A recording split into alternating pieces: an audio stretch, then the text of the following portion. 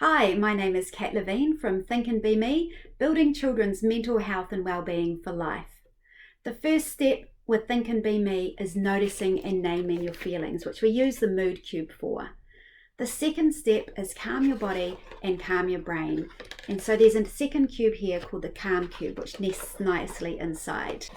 Once they've noticed and named how they're feeling, what we want to do is for them to focus on calming down that fight or flight, those big feelings, by doing something either physically or doing something to calm their mind as well. So this gives them some quick reminders there. So first of all, we're noticing and naming how they're feeling if you don't have the other cube with you, and then they can choose which side they go to. A really good way is to start with the breathing. This one here, doing a deep breath in and a deep breath out and putting their fingers around.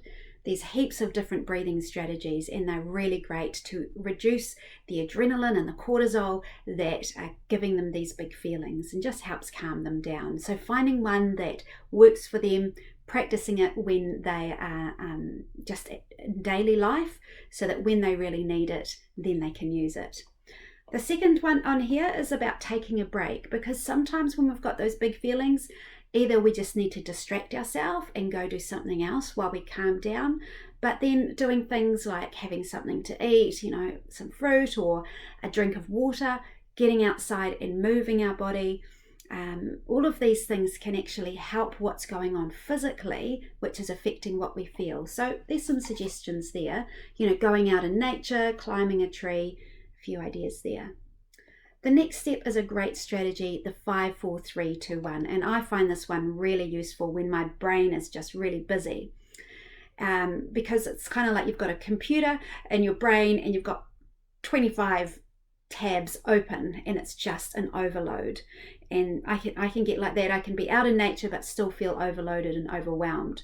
But by doing this strategy, which is just thinking, what are 5 things that I can see?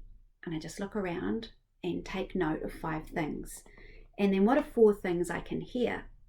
So I need to stop and really concentrate. I can hear a cicada, I can hear some cars, I can hear someone breathing, and then going through, think 3 things you can touch, 2 things you can smell, and 1 thing that you can taste. And that could just be the fresh air or the coffee or something you're looking forward to tasting. So that is a great way to calm them. You can call it grounding, mindfulness, centering, but I just think calm your busy brains and shut down all those tabs, and you just concentrate on that. So that's a great technique, and it doesn't, they don't need any equipment. And the last thing is really encouraging them to talk about how they feel and articulating what they need as well. So I'm feeling that it's not fair because I didn't get a chance to do that, or nobody likes me.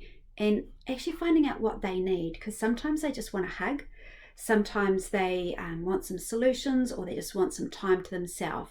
But that is another great tip there. So they can go through, calm their body and calm their brain, and do as many of these things as they like before they move on to the next step, which is thinking about their thinking.